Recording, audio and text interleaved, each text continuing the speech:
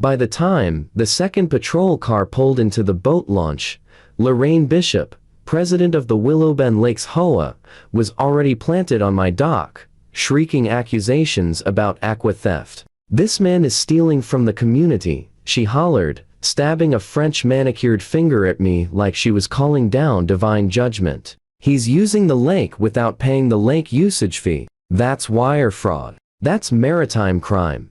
The two teens in rented kayaks gawked at her, their paddles hovering uselessly above the water. My dog, Moose, lay stretched out on the planks, chin on his paws, delivering a masterclass in canine disappointment. I sat back in my folding chair at the end of the dock, sunglasses on, coffee mug in hand, quietly enjoying the spectacle as the officers climbed out of their cruisers. Officer number 1 attempted to keep a neutral expression. "Ma'am, just to clarify, you called 911 because he wouldn't pay a lake fee?" Lorraine lifted a blue carbon copy receipt like it were a federal warrant. "The Willowbend Lakes HOA has established a mandatory lake usage fee of $50 a month for any resident accessing community water features. He is refusing to pay and continues to use the shoreline." The officer turned toward me. "Sir, do you live here?" "Yep," I said, gesturing casually at the house behind me. "Ethan Cole, been here 3 years. And are you refusing to pay the HOA's lake fee?" "Yes, I am," I answered, "because she's charging people to use something that doesn't belong to her." Lorraine barked out a sharp, brittle laugh. "Doesn't belong to me? Sweetie, the HOA owns this lake. I run this lake. I literally have it on a t-shirt." I set my coffee aside, opened my backpack, and produced a thick, plastic-covered document stamped with an unmistakably official seal. "Funny," I said as I handed it to the officer, "because, according to the county recorder's office, the lake belongs to me." He skimmed the title deed, blinked twice, then slowly lifted his eyes to her. "Miss Bishop," he said carefully, "we need to talk about who's calling 911 on who, and who actually owns the water you're charging people for." 3 months before the dockside meltdown, my life had been blissfully simple. I'm Ethan Cole, 35, a software engineer by day and full-time introvert by night. After 10 years of open plan offices and roommates who believed doing dishes meant rinsing them and abandoning them in the sink, I cashed out some stock, fled the city, and bought a house in Willowbend Lakes, a master plan lakeside community on the outskirts of Mapleford. The house itself wasn't exactly remarkable: dated kitchen, beige carpet, the usual suburban aesthetic crimes, but the backyard opened right onto a peaceful, glassy lake.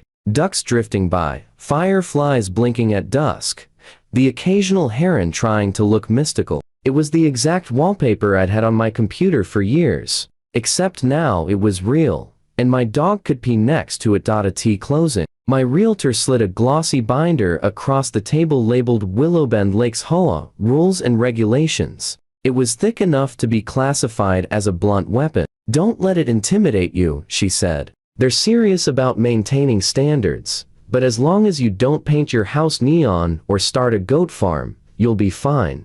Famous last words. I flipped through it that night. No RV parking, mow your lawn, trash cans, and by sunset. The usual. I saw little sections about lakeside decor guidelines and dock appearance rules, but nothing unhinged.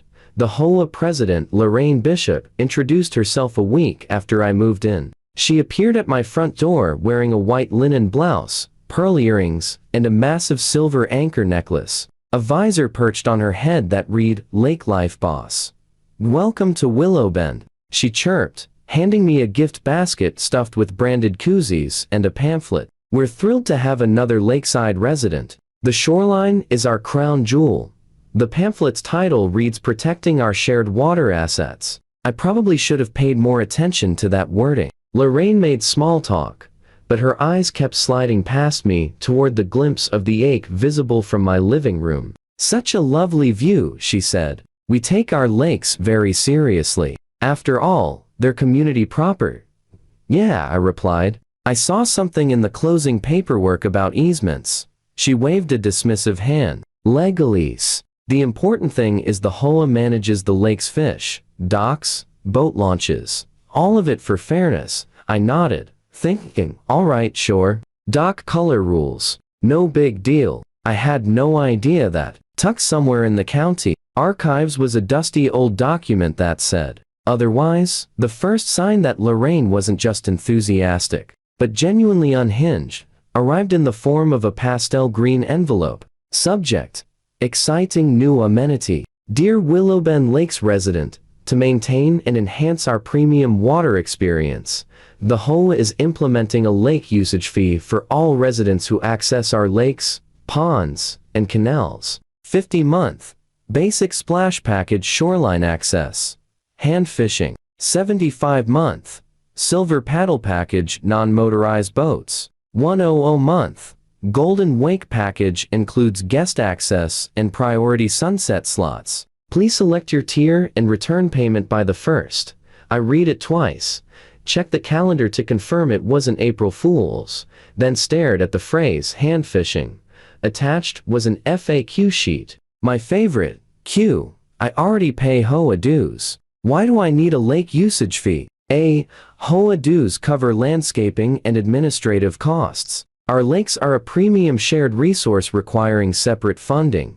Q. What if my property line goes to the water? A. The water itself and all shoreline visuals remain under HOA jurisdiction. I folded the letter. Nope, I told Moose. We're not doing cable bundle pricing for water. The next day, I got a follow-up email from Lorraine. Hi Ethan. Just a reminder to submit your lake usage tier. As a lakeside owner, you have mandatory participation in our premium water program. I saw your little dock so cute. I went ahead and penciled you in for the Golden Wake package. We'll add it to your next statement. Lake love, Lorraine, I replied. Hey Lorraine, thanks for the info, but I'm not opting into the lake usage fee. I'll maintain my dock and use my yard as allowed by the CC and Rs. Best Ethan, she wrote back within 5 minutes. It's not optional. Lakes are common property. If you use the shoreline, you pay. Please remember, the HOA has full authority over water access. From there, the harassment ramped up like a jet ski in a YouTube stunt video. First came the courtesy reminders taped to my front door. Observed lakeside activity without a visible wristband. Unauthorized sunrise coffee on the dock. Golden Wake perk only. Dog within 5 feet of shoreline without a lake. Pet pass. Then I noticed strangers patrolling the path behind the lakeside homes. 2 guys in blue polos embroidered with Willowbend water rangers. They carried clipboards. One had binoculars. I stood at my kitchen window and watched them stop to photograph my dock like it was a crime scene. Next, Lorraine unveiled a wristband system. To ensure fair and rule-abiding enjoyment, she wrote. All residents and guests must wear their lake wristband when within visual distance of water features. At the end of the week, a bright orange band showed up in my mailbox with a note. We've issued you a temporary basic splash band until your Golden Wake payment clears. Please upgrade ASAP. I put the wristband on Moose's stuffed duck and didn't respond. The final straw before things went nuclear was the violation notice. Issue.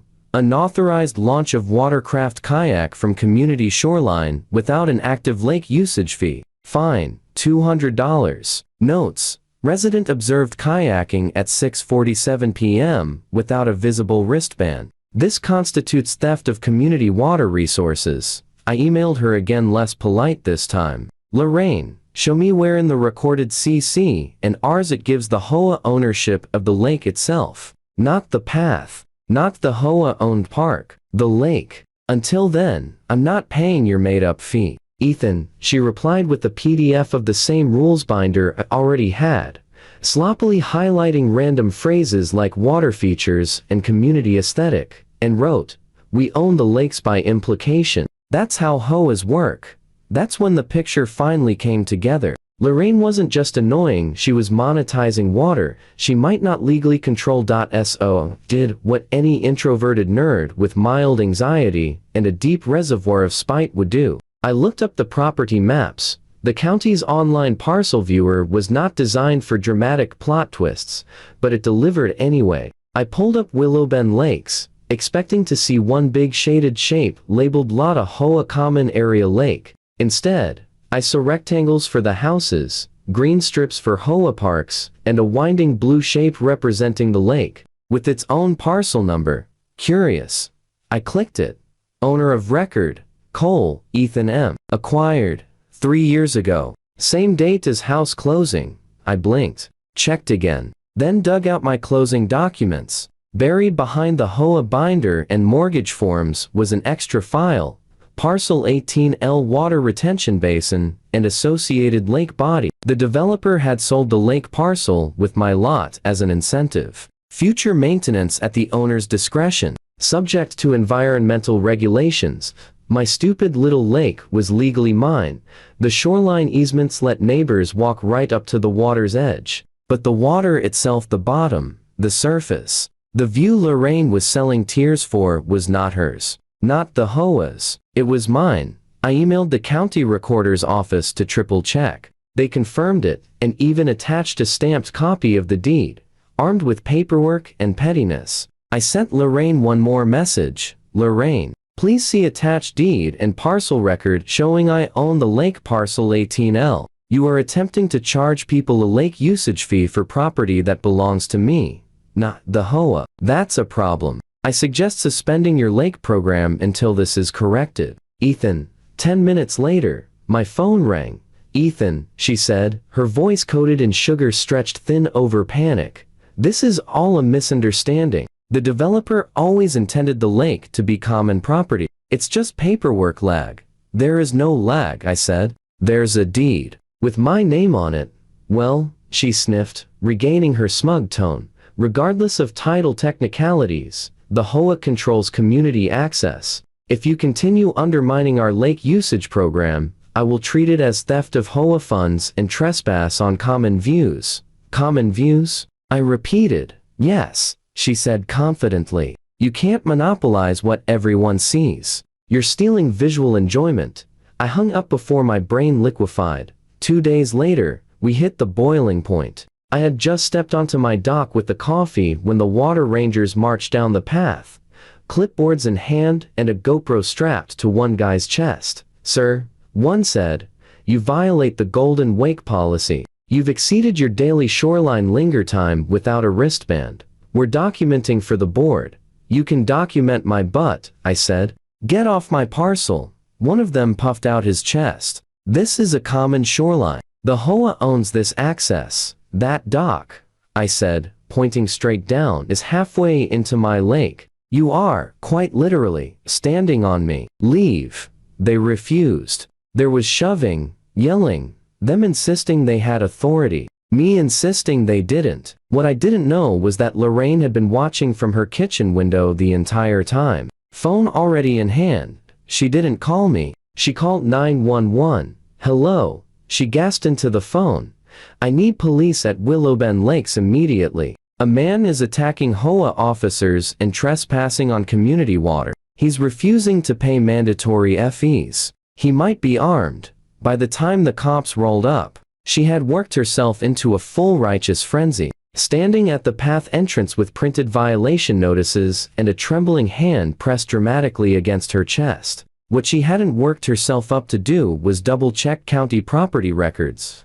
Big mistake. Once the officer saw the deed, everything started slipping out of Lorraine's control like a kayak sliding across wet moss. Officer number 1 photographed my documents with his body cam. Officer number 2 gently stepped between Lorraine and the teenagers she had been trying to charge on the spot. So, Officer number 1 said, Mr. Cole owns the lake including the water and lake bed. Yes, I said. Neighbors have easements to reach it, sure. But the HOA has no right to sell usage tiers for property they don't own.